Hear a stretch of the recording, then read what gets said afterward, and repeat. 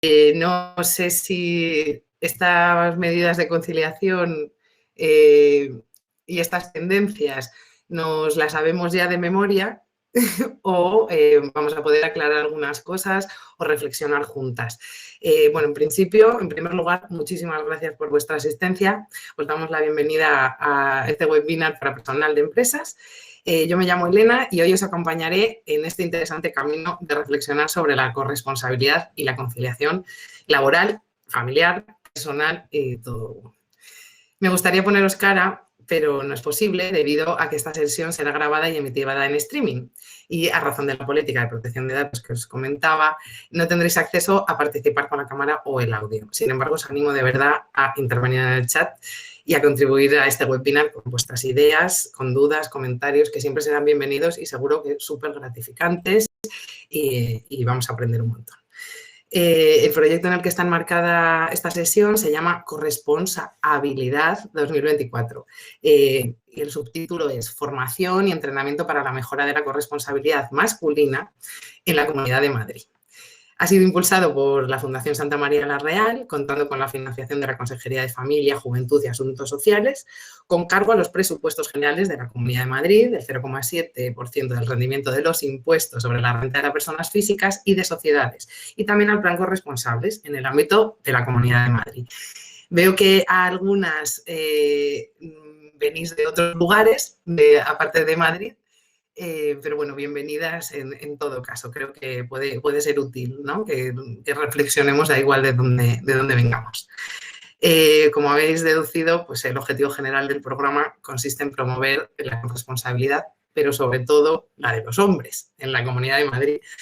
Y no solo en el reparto de tareas del hogar y en los cuidados, sino en otras tareas, a través de la propia formación y sensibilización, haciendo partícipes del proceso a los agentes claves del tejido empresarial, que sois vosotras, y que promuevan la conciliación dentro del ecosistema laboral pues, de nuestras comunidades, pues, local y local. Como seguramente ya sabréis y tendréis superado este contexto, no quisiera extenderme mucho, pero sí que me parece importante como comenzar por el principio, ¿no? Nos vamos a remontar a la división sexual del trabajo, que ya sabéis lo que es, o sea, en referencia a ese proceso mediante el cual se nos asignan habilidades, competencias, valores, responsabilidades en función de las características biológicas asociadas al sexo. En este contexto distinguimos dos esferas que son pues, las principales. Por un lado, ese trabajo productivo, que lo que seguramente todas nos venga a la mente al pronunciar la palabra trabajo y que se relaciona con la producción de bienes, servicios, siempre para el mercado, claro. Históricamente se ha considerado de dominio masculino. Generalmente se lleva a cabo fuera del hogar. Luego está el trabajo reproductivo, como veis, está vinculado a las actividades necesarias para mantener la vida y la reproducción de la fuerza de trabajo. Esto incluye las tareas domésticas, el cuidado de los menores de edad, la atención a las personas mayores, a las personas dependientes y otras responsabilidades que, como bien sabemos, no están remuneradas, ni mucho ni poco, no están. Tradicionalmente se ha asignado a las mujeres y se realiza dentro de ese ámbito que llamamos familiar. Familiar. A lo largo del tiempo, y sin que se sepa bien cuándo se inicia esta separación de tareas tan explícita, se ha comprendido la división sexual del trabajo con relación a los dos binomios que ya conocemos. El sexo mujer-hombre y el género femenino-masculino. Dos binomios que además claramente están interconectados. Esto es que se ha asumido como femeninas las tareas y actividades que hemos llamado reproductivas, relacionadas con el trabajo doméstico y también de los cuidados, y que pertenecen al ámbito privado. Mientras que los hombres han detentado funciones o tareas reproductivas que generan ingresos, que eso es bastante importante para dar valor a un trabajo, que generan ingresos económicos y otorgan reconocimiento social, ya que pertenecen al ámbito, lo que llamamos público. Aquí, si nos importa, no vamos a entrar siquiera en la discriminación por razón de género o de sexo, ya que todas tendréis muy presente esta realidad seguramente y los condicionantes, ¿no?, que tiene. Muchas de estas explicaciones nos remiten al principio de los tiempos, ¿no?, a la era prehistórica, ¿no?, porque en las cavernas, y una creencia popular que es absolutamente errónea sobre las mujeres prehistóricas es que estaban confinadas exclusivamente ahí, al ámbito privado, a la caverna o a la cueva, relegadas a las tareas domésticas y al cuidado de su prole o de la prole de los demás, de la tribu, mientras que los hombres se dedicaban a la caza y a la recolección, así nomás.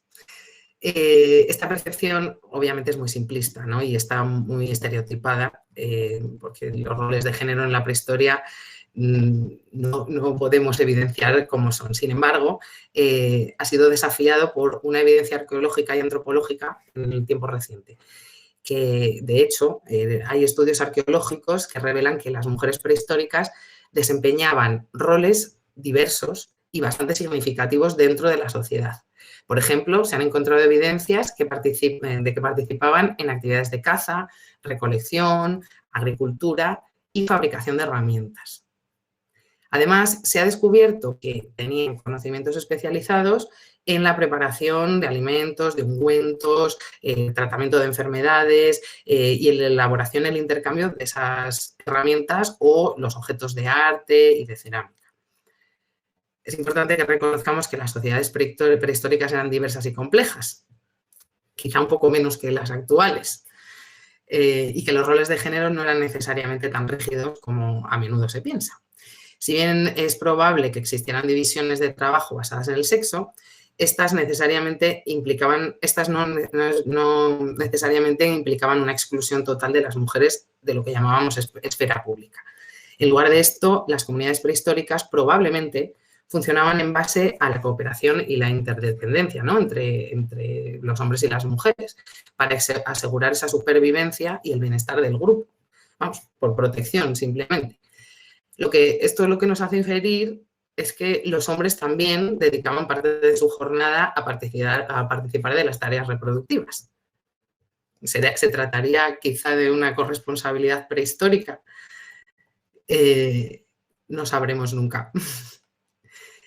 Bueno, en cuanto al trabajo reproductivo, vamos a detenernos un poquito también, porque al hablar de cuidados, en demasiadas ocasiones nos reducimos, se reduce el cuidado a la ejecución física de la tarea, ¿no? Pero hay que tener en cuenta que en el trabajo reproductivo aglutinamos muchas tareas simbólicas, muy a menudo infravaloradas, como ya sabréis, y que representan un coste psicológico y, en consecuencia, físico a todas y todos, pero a todas las que las ejercen. Así como para tener en cuenta las que ya sabemos, pues las que tienen que ver con el mantenimiento y el cuidado de la estructura y de la infraestructura del hogar, que serían las tareas de limpieza, la alimentación, bueno, todas las que ya conocemos. Pero también hay que tener en cuenta que existen otras como el cuidado y la atención a las personas, ¿no?, a nivel sanitario, educativo, psicológico. Y aquí un apunte que es curioso, ¿no? Pensamos que las personas dependientes suelen ser, pues eso, las personas, la infancia, las infancias, las personas jóvenes o las personas adultas mayores o personas dependientes, pero también hay que tener en cuenta que hay algunas autoras que incluyen aquí la dependencia psicosocial de las parejas masculinas de las mujeres. Porque la socialización que han tenido los hombres en las generaciones anteriores, pues ha sido de ser cuidados y no ejercer el cuidado. Entonces, como no han aprendido a cuidarse ni a cuidar, hay una necesidad de cuidar también por parte de las mujeres a esas parejas, esos hombres, ¿no?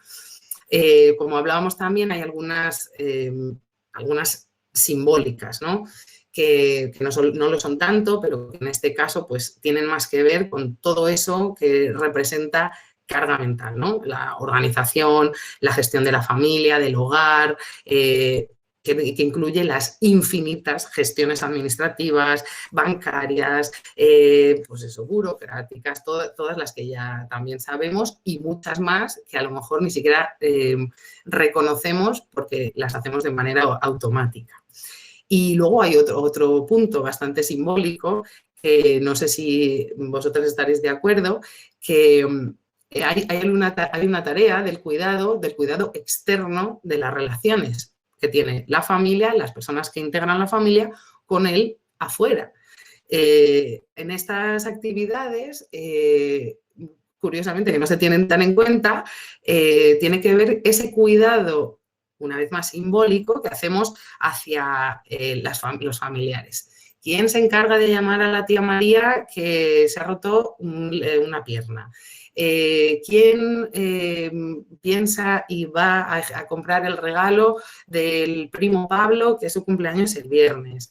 Pues todas estas cosas que mantienen las relaciones sociales y que son simbólicas, porque no son tareas que siempre lleven una ejecución física. Pero bueno, ya las sabéis, ya las conocéis. Presentaros también pues, algunos datos que me parecen como importantes, destacables, ¿no? Que se fueron relevados en el estudio del coste de la conciliación de la asociación Yo No Renuncio.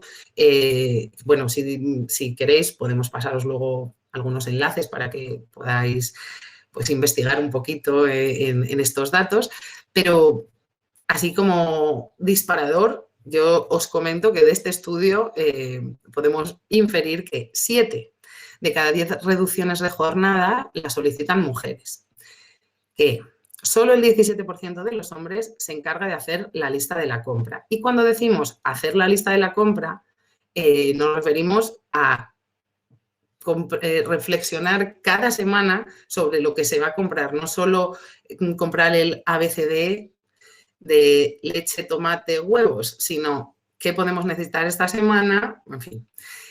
Que 7 lavadoras de cada 10 las ponen mujeres y que solo el 6% de los hombres lleva el seguimiento médico de sus hijos e hijas. Yo no sé si os sorprenden estos datos, no sé si queréis intervenir, si os parece si os parecen llamativos estos datos o no os sorprenden en absoluto. Es real, ¿verdad? Así es. Y sí, la verdad que así escrito o así, perdón, leído, suena bastante alarmante, pero son datos que todas conocemos. Quizá no el porcentaje, pero sabemos en general cuántas lavadoras ponemos con respecto a otros compañeros, en realidad. Entonces, bueno, pues ya vamos a pasar un poco a qué es o qué entendemos por la corresponsabilidad, ¿no?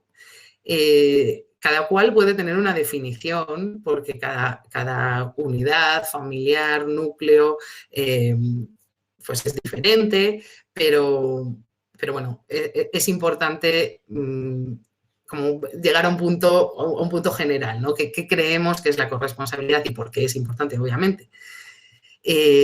Para mí, básicamente, es importante y es corresponsabilidad cuando se permite equilibrar las tareas y las responsabilidades del ámbito familiar, escapando de los roles de género que ya nos habían asignado, que ya hemos hablado en nuestra socialización. Y ese reparto justo y equilibrado siempre es superador, porque no se trata de hacer, no se trata solo de lo que hagas o lo que hagan, sino de que se implique, o sea, que haya una implicación, un compromiso, una responsabilización de manera compensada. Compensado, ¿cómo compensamos?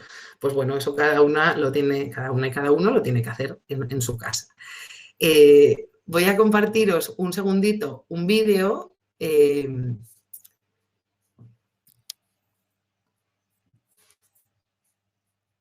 A ver, adelante.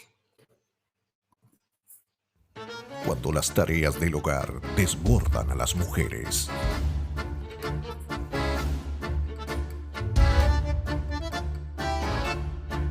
Un grupo de hombres que resuelve todo tipo de problemas aparecerá y las ayudará, haciendo lo que mejor saben hacer: simular. ¿Qué hay que comprar? Decime y lo hago. ¿Por qué estás haciendo todo eso sola? No eres avisado. Si vos no me lo decís, yo no puedo saberlo. No soy adivino. Pichi, tranquila. Yo te ayudo. Los ayudadores. Un grupo de hombres con distintas habilidades y que no toman ningún tipo de decisión o acción proactiva en las tareas del hogar y de cuidado. Encontralos en tu familia, en el trabajo y grupo de amigos.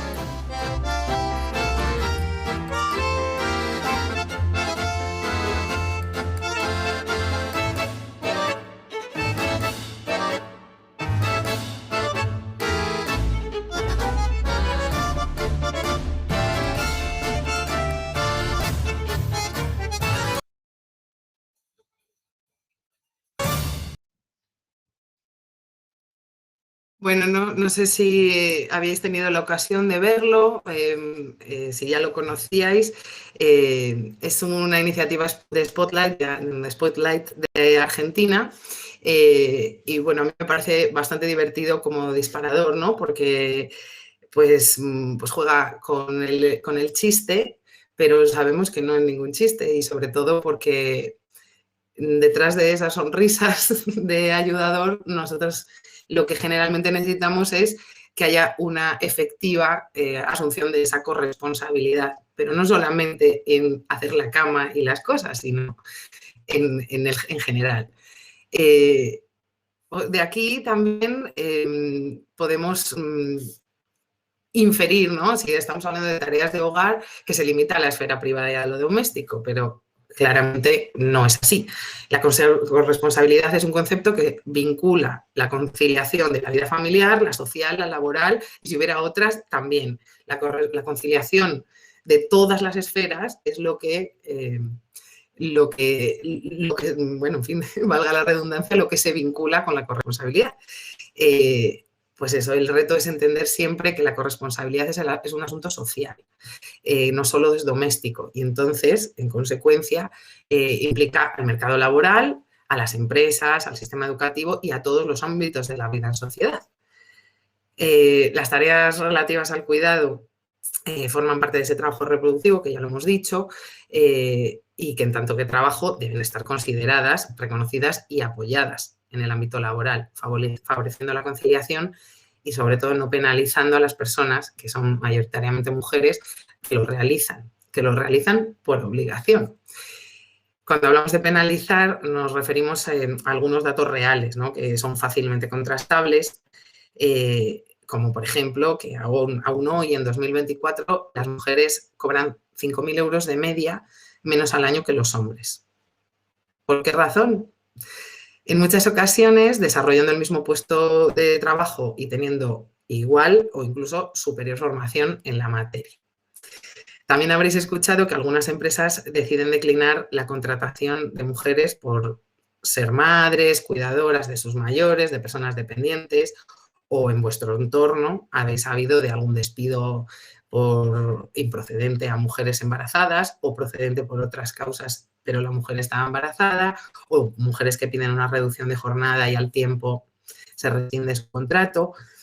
Por supuesto, esta discriminación suele ser sutil o incluso invisible, ¿no? No se puede probar en la mayoría de los casos, pero nos encontramos con una realidad que es muy común, pero muy abierta también a la interpretación.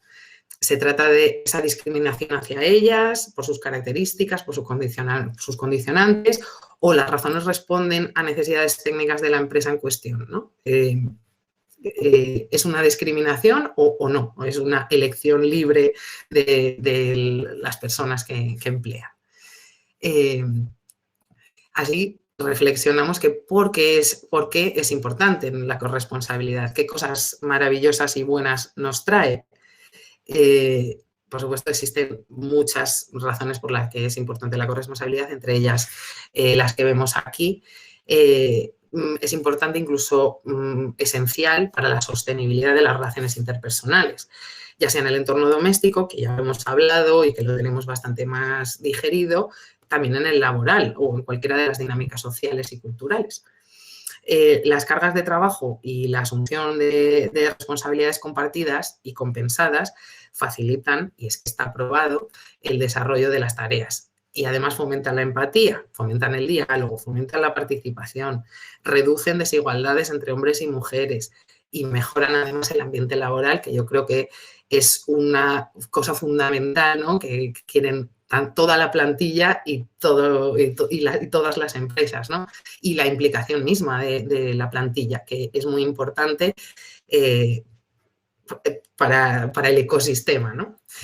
A nivel macro, porque esto estamos hablando quizá de algo como más puntual, pero a nivel macro también favorece el aumento demográfico. Si tenemos posibilidad de conciliación, tanto mujeres como hombres, vamos a quizá tomar decisiones que están quizá desatendidas por las situaciones laborales o la carrera profesional. Entonces, es muy posible que si se puede compaginar el desarrollo profesional de las personas que cuidan con en este caso, la maternidad, mejorarán que mejorará el modelo de organización incluso y de familiar, que será más sostenible, incrementará la tasa de actividad, de productividad. Vaya, que en definitiva, no sé si estáis de acuerdo, pero que todos son ventajas. Vamos, yo no veo aquí nada que no sea ventajoso. ¿Qué pasa? De repente, perdón, la corresponsabilidad es una herramienta para la conciliación, ¿no? Si seguimos aclarando el término de corresponsabilidad para entenderlo como esa herramienta, podemos decir que esta última, la conciliación, es un fin y la corresponsabilidad es el medio para llegar, ¿no? Y es un hecho sabido que las mujeres en general soportan varias jornadas laborales a diario y muchas veces simultáneo. Acordémonos que laboral nos estamos refiriendo a todo lo que refiere al trabajo, ya sea reproductivo o productivo. Muchas tienen un trabajo remunerado, pero también asumimos jornadas completas, no siempre compartidas, en el ámbito doméstico. Así que cuando sumamos estas jornadas nos encontramos con una desproporcionada carga mental que no da espacio alguno al ocio o el autocuidado de quienes cuidan. Aquí iba a poner un vídeo, pero bueno, prefiero no perder este tiempo para luego tener más tiempo para que vosotras podáis participar. Así que pasamos a la siguiente pregunta. ¿Y tú? ¿Eres corresponsable? Aquí estaría muy bien si hay algún compañero en la sala que pudiera responder. Igualmente, las mujeres presentes también podéis responder si os consideráis corresponsables o si sois las responsables completas o en absoluto, ¿no? Que otra persona hace todas estas tareas que estamos describiendo por vosotras. Así os propongo un juego así rápido, si os parece. Solo tenéis que responder sí o no, si alguna vez, si alguna vez habéis escuchado, pensado o habéis leído algunas de las siguientes frases, ¿vale?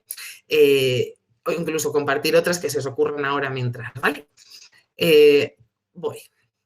La desigualdad es algo del pasado. Hoy en día, todas las personas tenemos las mismas oportunidades.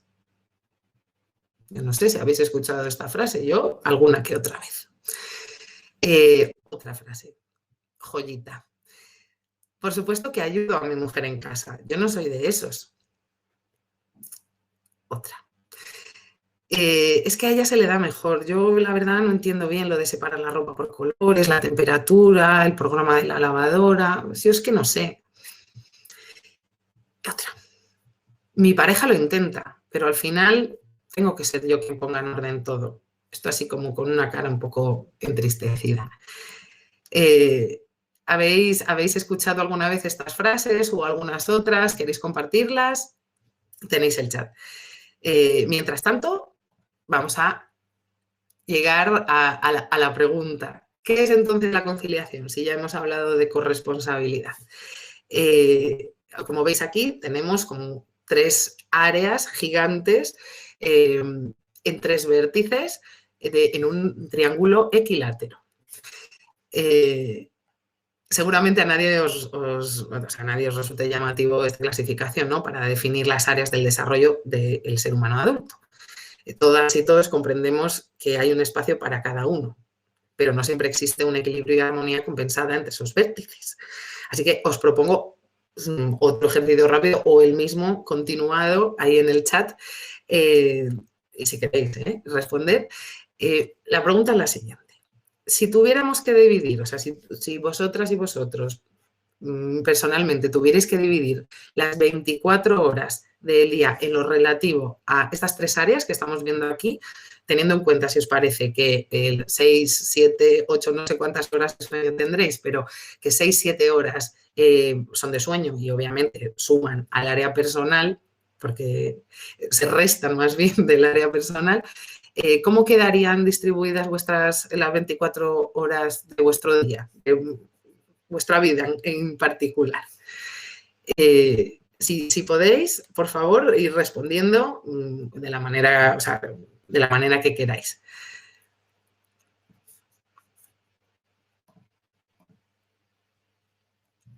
Bueno, mientras reflexionáis sobre el reparto de vuestro tiempo, aunque no lo escribáis, aquí os presentamos unos datos del INE que reflejan que las mujeres que desempeñan trabajos remunerados fuera de casa dedican además 3 horas y 47 minutos diariamente a actividades relacionadas con esas tareas domésticas del hogar, de cuidados, frente a 2 horas y 21 minutos que dedican los hombres.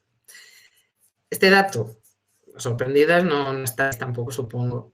Este dato es quizá más llamativo si tenemos en cuenta que representan 9 horas más a la semana dedicadas a tareas relacionadas con el hogar y la familia. 9 horas a la semana es mucho tiempo. Asimismo, bueno, el estudio Sin Madres No Hay Futuro de la asociación Yo No Renuncio, que también te hemos mencionado, a la asociación, revela que el cuidado de menores de edad obliga a renunciar en algún aspecto profesional, ya sea el salario, las oportunidades de ascenso, incluso prepararnos para un cambio de empleo. Todo esto, lo que a estas alturas de la sesión no nos sorprende, ya yo creo, es que el 87% de los casos, en el 87% de los casos son las mujeres las que han de renunciar a potenciar esa carrera profesional. Teniendo en cuenta además que solo el 19% de los trabajos que se realizan en España, según esta asociación No Renuncio y el INE, tienen la posibilidad, o sea, solo el 19% tienen posibilidad real de flexibilidad del trabajo. No siempre es posible. No es lo mismo, como bien sabéis, trabajar en una empresa por ejemplo, de telemarketing o de abogacía, o sea, un buffet, que trabajar en una cadena de montaje de una multinacional.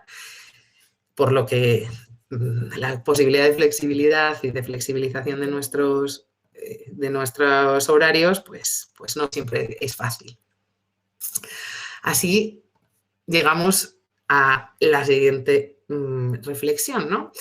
Si entendemos que los cuidados son universales y que todas las personas cuidamos y somos cuidadas también a lo largo de toda nuestra vida, porque en todo momento de nuestra vida necesitamos ser cuidadas, entenderemos también lo esencial que es esta tarea, ¿no?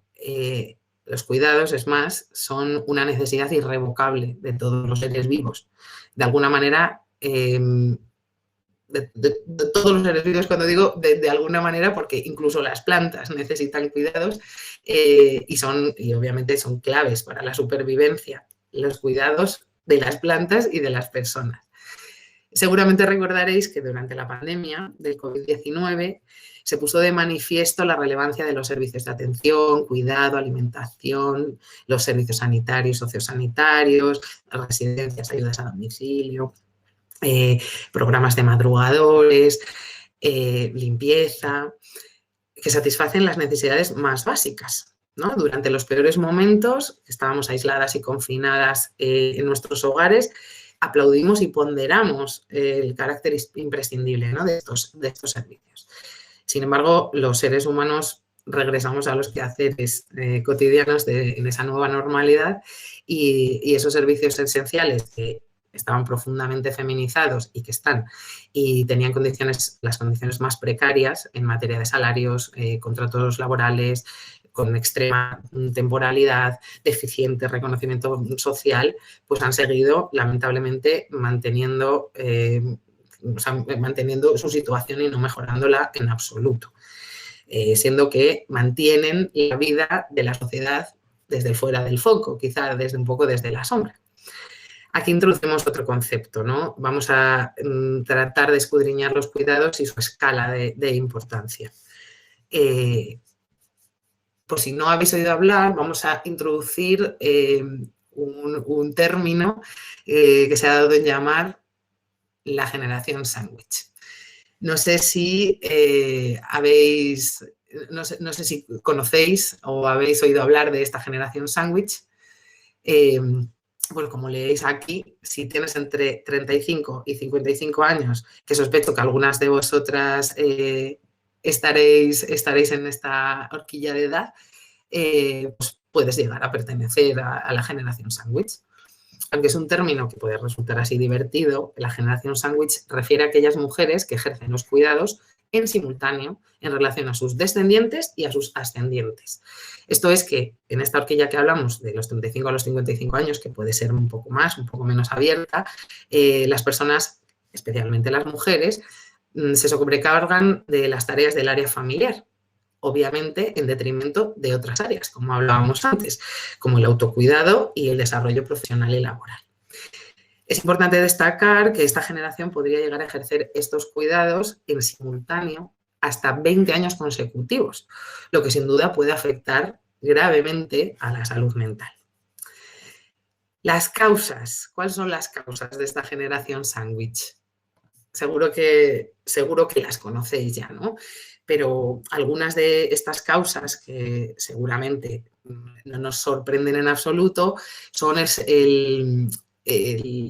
incorporación masiva de la mujer al mundo laboral. Cuando decimos masiva, tenemos que recordar que es masiva y complementada con el resto de trabajos que ya ejercían las mujeres. Otra de las razones es la maternidad tardía, que ya hemos hablado más veces, hemos hablado de ella, el aumento de la esperanza de vida y el envejecimiento de la población, que como sabéis también, este país es, no sé si es el segundo, después de Japón, país más envejecido del mundo.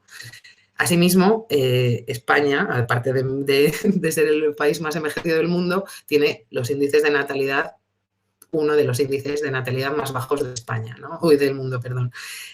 Así que también nos enfrentamos a la disminución de una futura red de cuidados del núcleo familiar y la sobrecarga, obviamente, de las personas que tienen que cuidar o van a tener que cuidar. Así que, pues, es un buen panorama.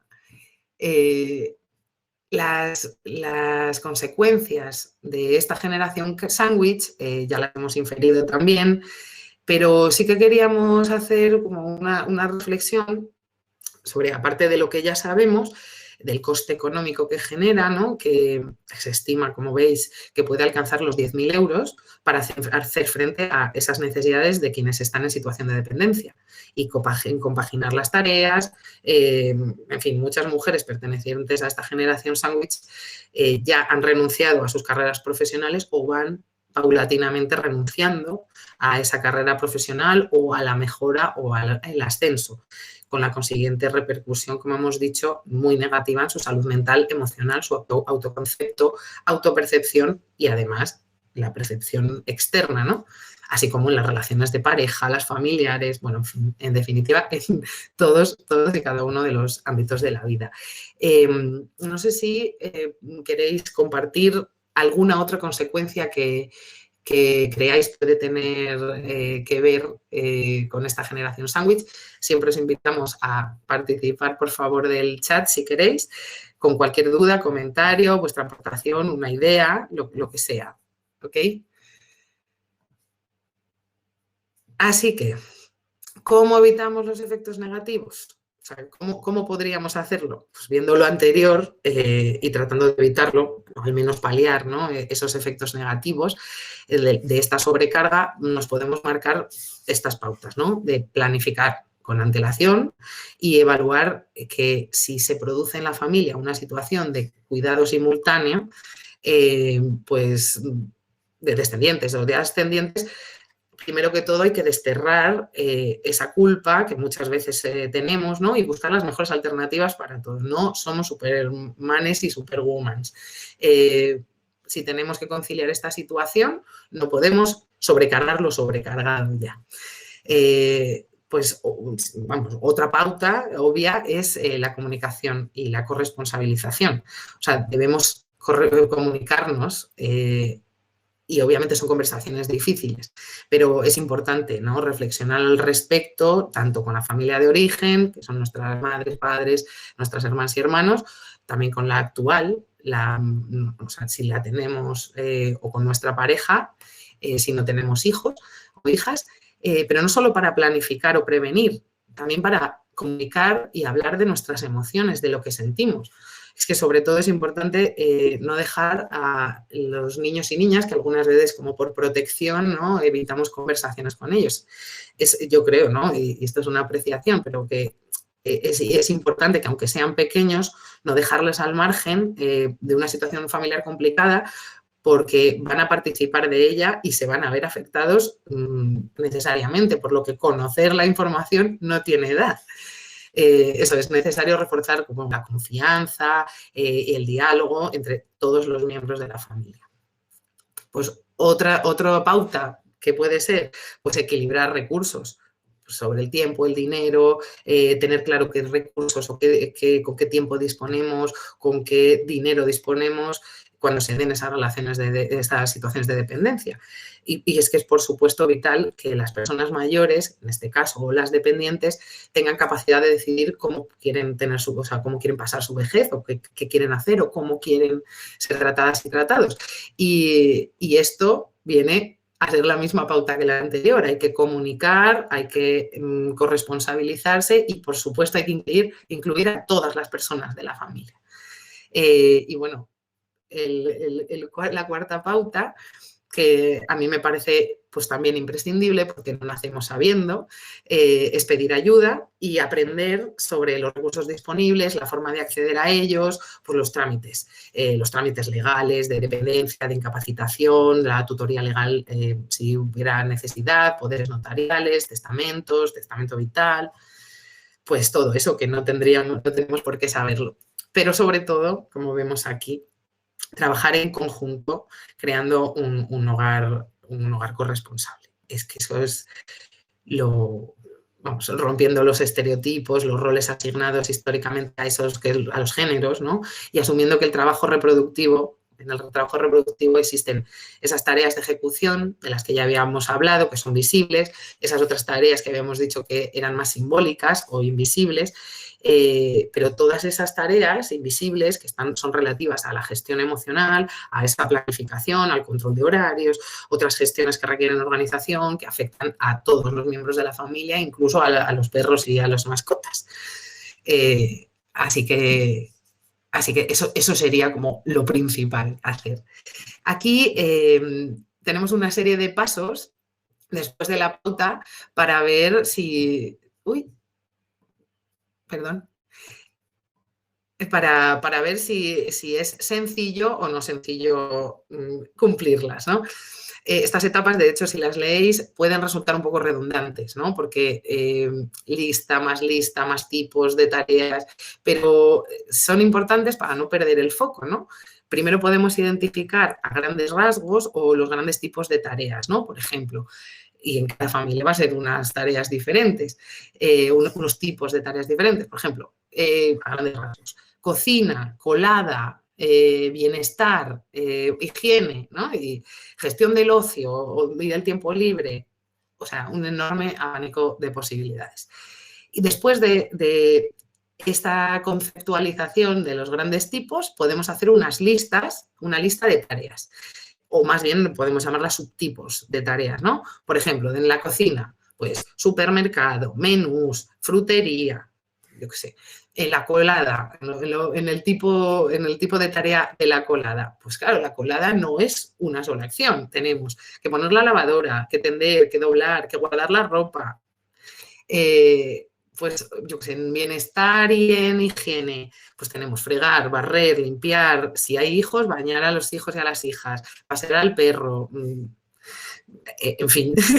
Y luego, bueno, pues vamos siguiendo, las clasificamos como tareas, las que son importantes, las que son urgentes y las que son necesarias.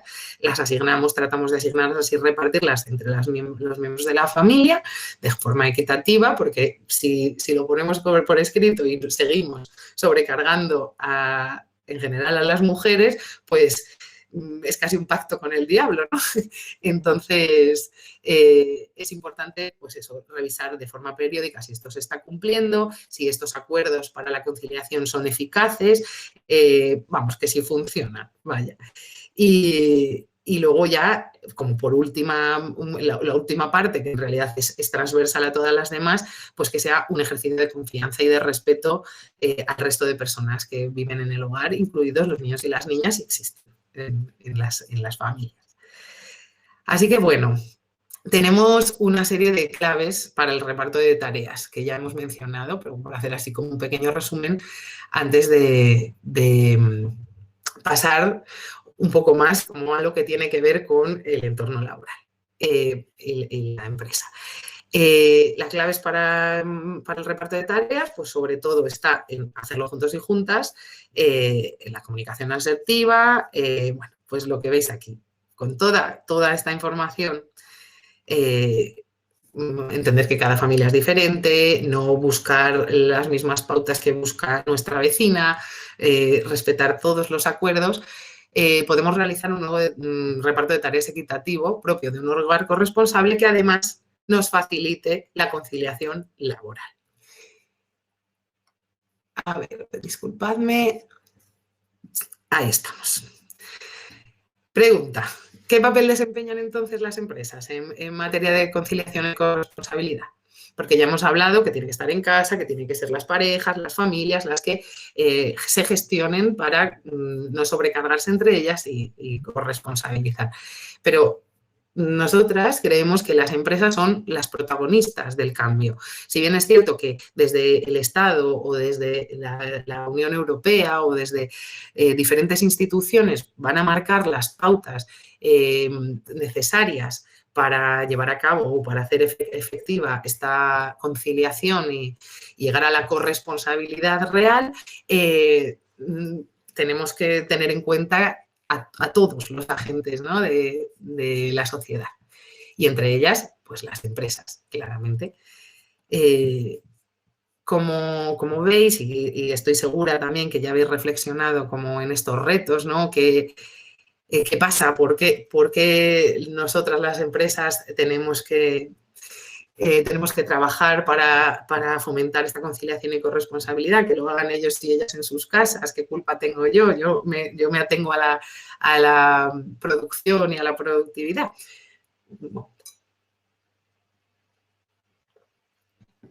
Pues como vemos, algunos de los retos, que no todos, pues son estos, ¿no? Dentro de los grandes grupos, ¿no? Tenemos la educación, que es la clave, obviamente. Sin embargo, no le corresponde solo a la academia, como decíamos, o al profesorado, a los docentes y a las docentes. Es que se trata de entender y de poner en valor que las tareas reproductivas son valoradas, o son valorables y son importantes, y facilitar en lo posible la permanencia de las trabajadoras y de los trabajadores en las empresas, valga la redundancia, que es imprescindible, ¿no?, que haya una educación en las empresas de empatía y de comprensión, ¿no?, de que estas tareas no son complementarias, son tan importantes como el trabajo productivo. Otro punto es fomentar la flexibilidad y la productividad por objetivos, que bueno, no se penaliza, o sea, no hay que penalizar a trabajadores y a trabajadoras por la parcialidad que muchas veces tienen la obligación de o sea, que no tienen otra posibilidad para conciliar el resto de sus áreas, ¿no? Y si penalizamos, pues claramente estamos perdiendo además un recurso humano de mucha validez, que además no se va a sentir valorada o valorado y no va a desarrollar igual de bien su trabajo. Otro de los retos, bueno, a mí me parece muy importantes, es que el líder o la lideresa, o directivo, o responsable, o como sea cada una de las estructuras, tiene que ser un liderazgo, tiene que tener un liderazgo consciente. O sea, tiene que conocer a las personas del equipo, tiene que haber una gestión horizontal y basada en la honestidad y en la escucha. Esto parece un poco como de perogrullo, ¿no? Pero realmente es importante porque hemos pasado de un modelo de la ilustración, el modelo industrial, ¿no? Que, como decimos, ha muerto, ya no está más. Sobre todo por la inmersión, o sea, la nueva inmersión que ya mencionábamos, masiva de la mujer en el mercado laboral, entre otras cosas. Entonces, pues eso, hay que tener en cuenta que los seres humanos son trabajadores, pero son recursos, no solo son recursos humanos. Luego, otro punto importante es aumentar equipos intergeneracionales. Es un reto y a la vez es una gran afrenta y una posibilidad, una posibilidad positiva. Estos equipos multitask, o los equipos intergeneracionales también son, repito, multitask y ponen en valor la experiencia, el saber, la capacidad, la creativa, la innovadora de todos los integrantes. Es mucho más rico trabajar con perfiles diferentes que tienen necesidades diferentes que si todas y todos fuéramos iguales. Y bueno, y en el punto de la innovación, importantísimo, si se apuesta por la innovación, hay que tener en cuenta que es el reto central la innovación y es en todas las esferas y en toda la relación laboral. Es una apuesta superadora, por ejemplo, de convenios colectivos, ¿no? Reflexionar, cotejar un plan de conciliación o los procesos de selección de personal que sean ciegos. O sea, que la imagen no importe o que en las entrevistas iniciales se pueda entender y atender las necesidades de aquellas personas que tienen responsabilidades de cuidado en el hogar, no penalizando, sino facilitando, como decíamos antes. Pues no podemos decir que la contratación de una persona embarazada la no contratación de una persona embarazada sea una discriminación, pero podemos hacer una acción positiva y en vez de penalizarlo o que pueda ser penalizable, pues facilitando, ¿no? Facilitando. A todo esto, seguro que habéis conocido, seguro que conocéis y además habéis hablado sobre ello. Si habéis llegado hasta aquí, seguro que este decreto ley lo habéis leído o lo habéis comentado o lo habéis escudriñado. Eso, seguro que os suena, vaya, pero bueno, también vamos a pasar un poco como por encima para aclarar algunas cosas que seguro que también conocéis. Seguro que conocéis esta ley que se llama la Ley de Familias, que todavía no es ley, ojo, y que salió a la luz hace casi un año a través de la publicación de este Real Decreto Ley 5/2023 de 28 de junio. Algunas de las novedades que se incluyen, sobre todo porque modifican el Estatuto de los Trabajadores y Trabajadoras, son el derecho a no ser discriminado o discriminada por el ejercicio de los derechos de conciliación. En el artículo 4.2, que luego, bueno, si queréis esta información realmente la podéis leer vosotras y vosotros, no sé si hay algún vosotros, así que no me voy a detener demasiado. Pero también otra de las novedades que incluye es el permiso parental. O sea, el permiso parental ya existía, pero se introduce un nuevo artículo. El artículo 48 bis en el Estatuto de los Trabajadores y Trabajadoras y prevé que las personas trabajadoras tendrán derecho a un permiso parental para el cuidado de hijos o hijas menores o acogidos por tiempo superior a un año hasta el momento en el que el menor o la menor cumpla 8 años.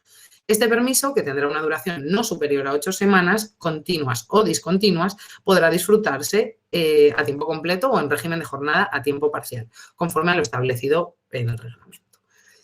Otro de los puntos importantes es que se amplía el derecho a solicitar adaptación de jornada a las personas trabajadoras que tengan necesidades de cuidado respecto a hijos mayores de 12 años. Esto, como sabéis, antes era hasta los 12 años y ahora pues, se incluye en el artículo 34.8 de los 12 en adelante.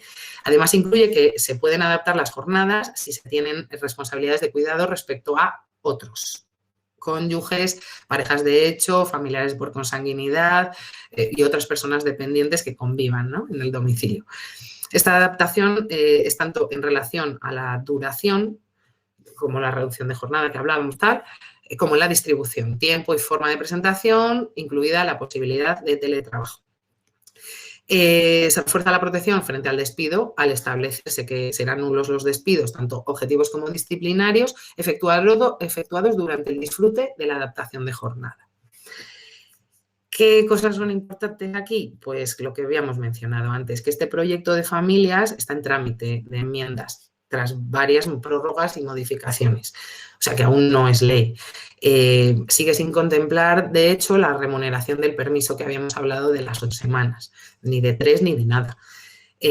Además, este decreto ley y otros que podréis encontrar en la última página, que ahí sí que no me voy a, en la última diapositiva, que no me voy a detener, es importante destacar, pues, por el vínculo con este proyecto y la importancia para los individuos y las empresas, este plan corresponsable.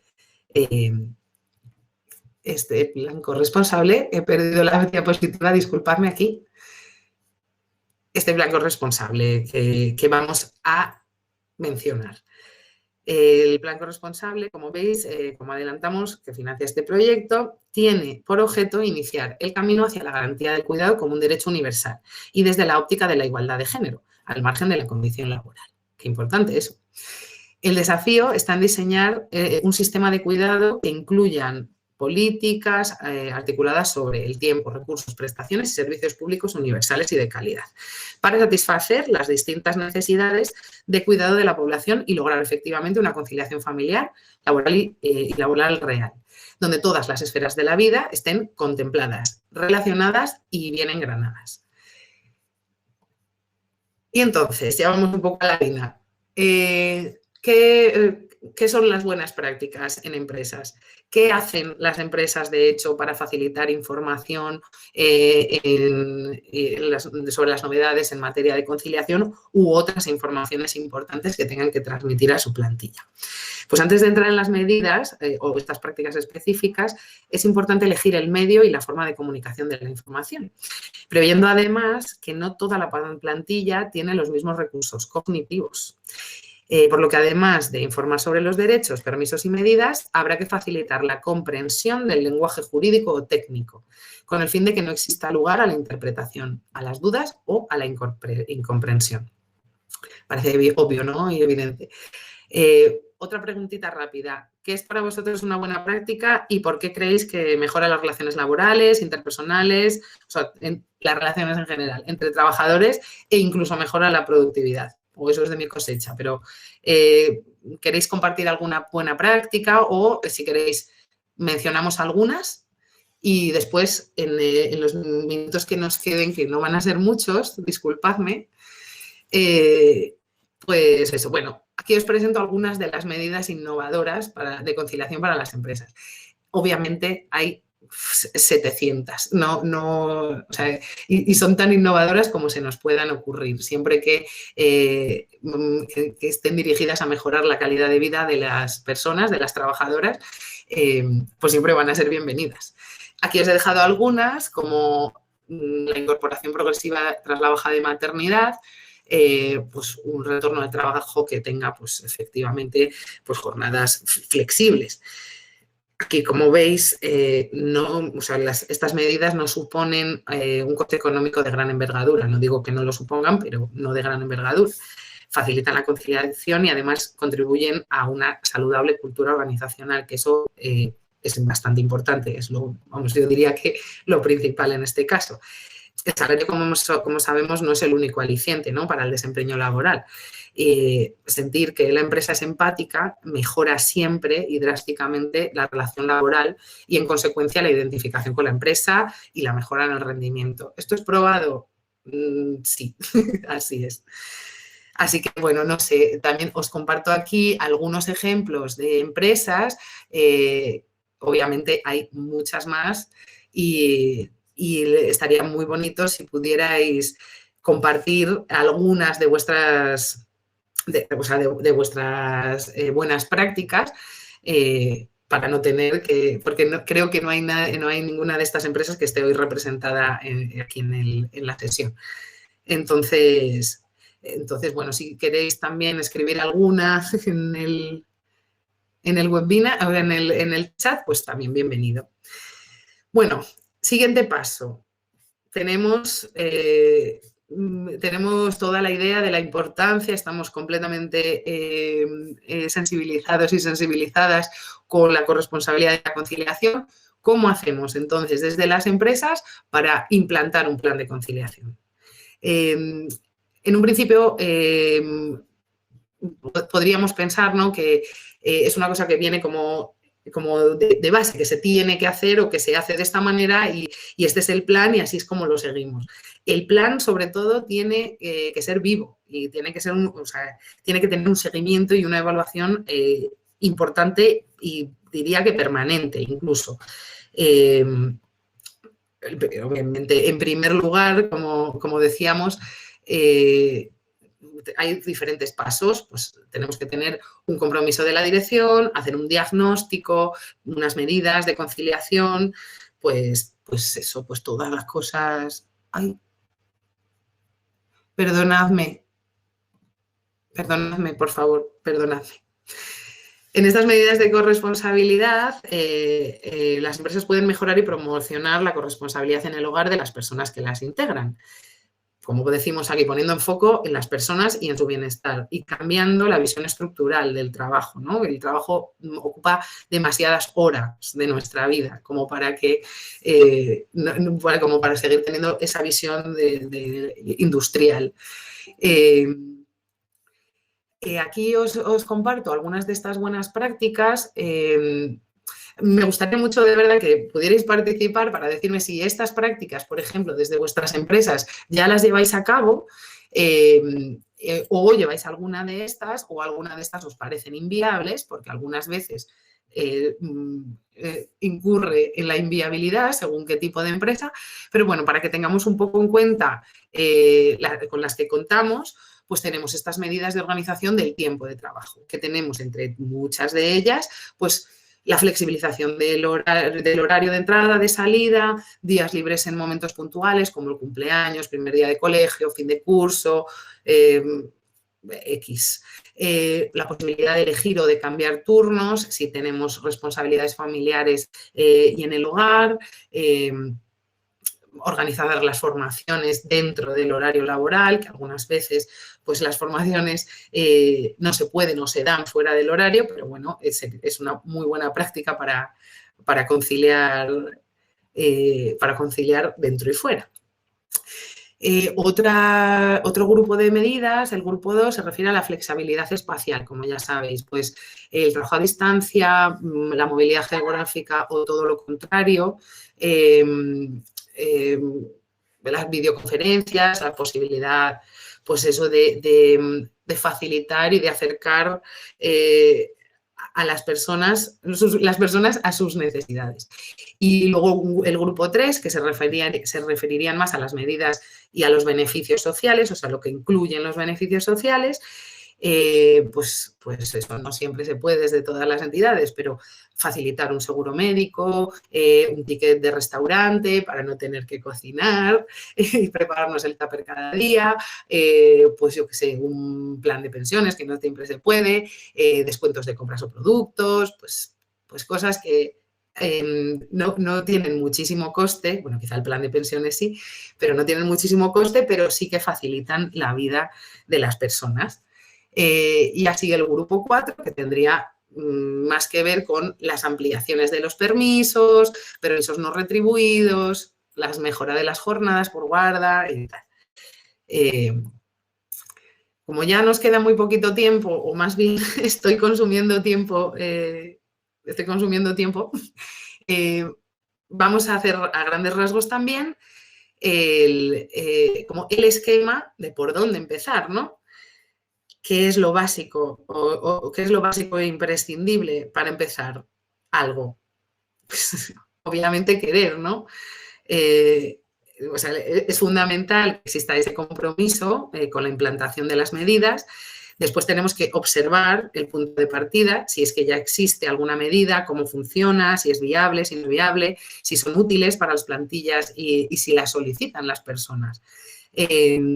Estas observaciones, como decíamos, también se tienen que hacer de manera permanente, crítica, constructiva y sobre las prácticas comunes. Eso que es tan importante en todas las esferas de nuestra vida, siempre desde la escucha activa, la empatía, la horizontalidad, se va a tratar de alinear las necesidades de la entidad o de la empresa con las de las personas trabajadoras. Y, lógicamente, no vamos a estar perdiendo. Esto se trata de un win-win, con el compromiso siempre de seguir mejorando y adaptando las medidas de conciliación a la realidad de la plantilla y de la empresa, claro, de las dos. Win-win.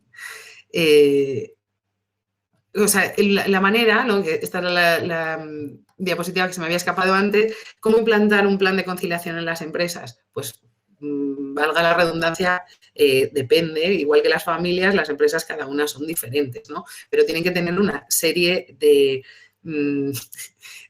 pautas esenciales que son que haya un compromiso de parte de la dirección o de recursos humanos de la empresa o de la entidad, que haya un diagnóstico realizado, que se pongan por escrito las medidas de conciliación a las que vamos a apostar, por las que vamos a apostar, y obviamente el seguimiento y evaluación que decíamos. ¿Qué tipos de medidas puede incluir este plan de conciliación? Pues ya hemos hablado también de ellas, medidas de estabilidad en el empleo, planes de formación, la atención a la salud y el bienestar, como los planes de pensiones o los seguros, pues eso, en fin, todos los que ya sabéis. Por ejemplo, una cosa importante es en un entorno laboral y puestos de trabajo agradables, con espacios de desconexión, tiempos de descanso, lugares que no estridentes, espacios acogedores, más que nada. Obviamente no en todas las empresas ni entidades se puede garantizar eso, porque no es lo mismo trabajar en una industria que en otro lugar, pero siempre que sea posible hay que hacer que los espacios sean saludables y agradables. Luego también, bueno, pues la flexibilidad, ya que el talento no tiene sitio y no tiene horario. Mejorar las jornadas de trabajo o semanas comprimidas, a favorecer la movilidad geográfica si es necesario o no obligar a la movilidad geográfica si se tienen responsabilidades familiares. Y, bueno, pues luego otras más relacionadas con el apoyo, ¿no? a las familias, pues que tiene que ver un poco más con... es prioritario el respeto a las familias de todas las personas del equipo, de la plantilla, de los directivos, de todo el mundo, ¿no? Y de cualquier tipo de la familia. Pues eso, flexibilidad para las personas, para la atención con las personas mayores, tener en cuenta y escuchar de manera activa, ¿no? a nuestra plantilla, que son nuestros compañeros y compañeras. Y luego, bueno, de la parte de otra medida de que tenga que ver con el desarrollo integral de las personas. Cosas que parecen pequeñas, ¿no? Pero, yo qué sé, impulso al desarrollo personal, facilitar programas de ocio, cultura, deporte, pues voluntariado corporativo también, que aumenta el sentimiento de pertenencia, por cierto, y el reconocimiento, ¿no? expreso al buen desempeño, más allá de un complemento económico o tal, que bueno, que eso también, ¿no? Es parte.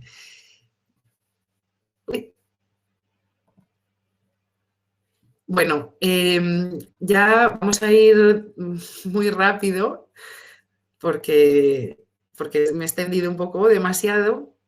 Pero es importante también que cuando hablamos del desarrollo de las prácticas corresponsables, que hay agentes sociales diferentes, ¿no?, en este fomento de la corresponsabilidad. Ya mencionábamos antes que el Estado, la Unión Europea, las regulaciones vienen de arriba, valga la redundancia, ¿no? Y también, pues, en fin, forman parte, que marcan la agenda, pero también las empresas, las entidades, ya sean privadas, entidades sociales, públicas, la ciudadanía organizada, las organizaciones vecinales, los movimientos sociales y desde el propio hogar, teniendo en cuenta las diferentes familias, los diferentes vínculos, las relaciones diversas y todo lo que tiene que ver con el hogar, ¿no?, y la diversidad. Es un reparto equitativo, que nunca va a serlo, de la responsabilidad sobre esos cuidados, ¿no? O sea, como decimos siempre, no solamente puede recaer en la familia, no solamente puede recaer en la empresa y tampoco, obviamente, puede recaer solamente en el Estado. Así llegamos al punto, a ver, del papel de las empresas en el fomento, ¿no?, de la corresponsabilidad. Pues ya lo sabemos, lo hemos repetido. Hay que fomentar el desarrollo integral de las personas y comprometerse con la diversidad y con la inclusión.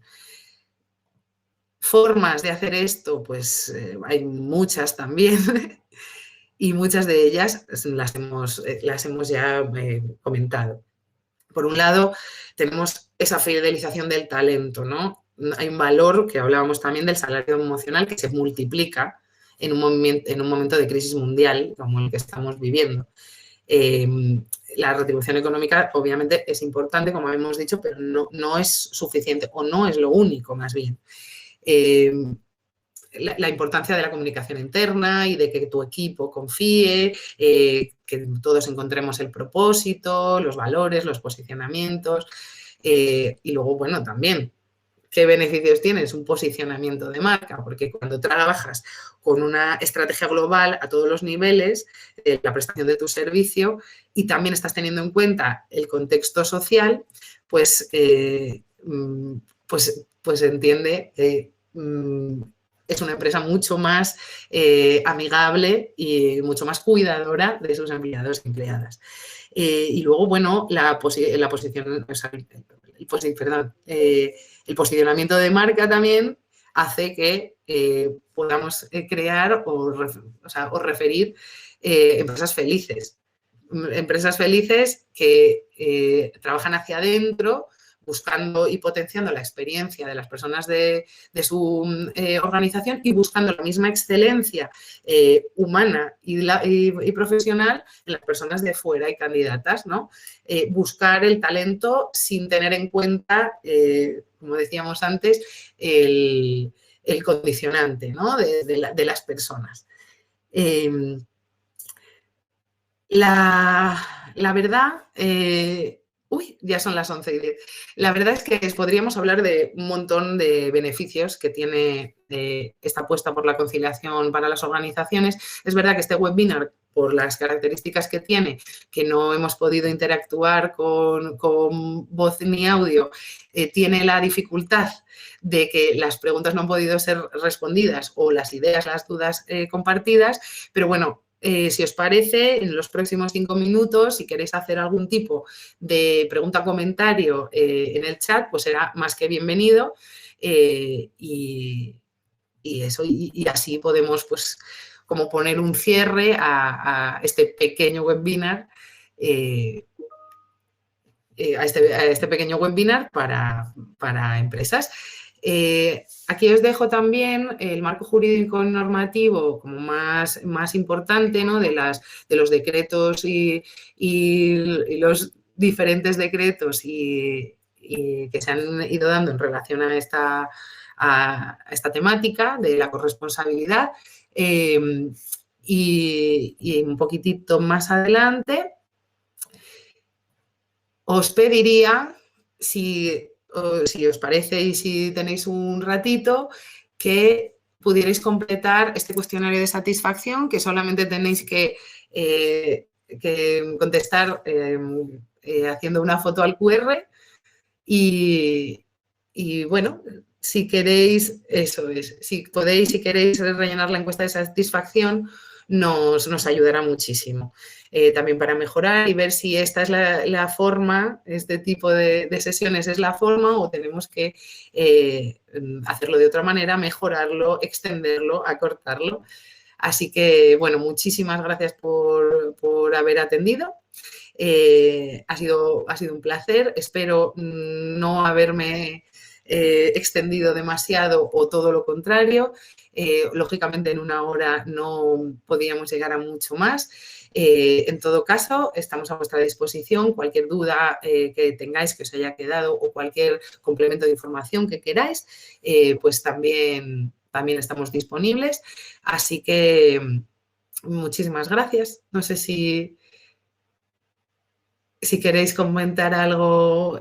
Ay, muchas gracias, Ana. Gracias. Si queréis comentar algo, pues somos todo oídos.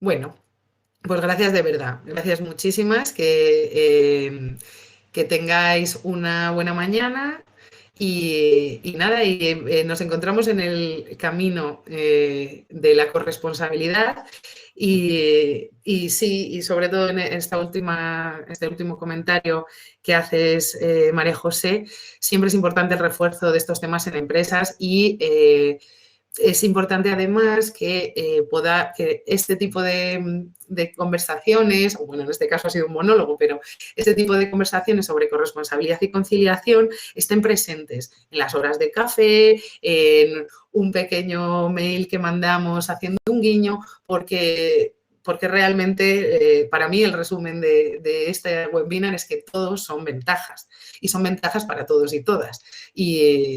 Así que, bueno, os invito a constantemente sacar el tema de la necesidad de la corresponsabilidad y de las habilidades necesarias para llevarla a cabo en vuestras empresas, en vuestras casas, con vuestras amigas y amigos, con los vecinos y en general en vuestra vida. Pues muchas gracias. Un saludo y hasta pronto, esperamos.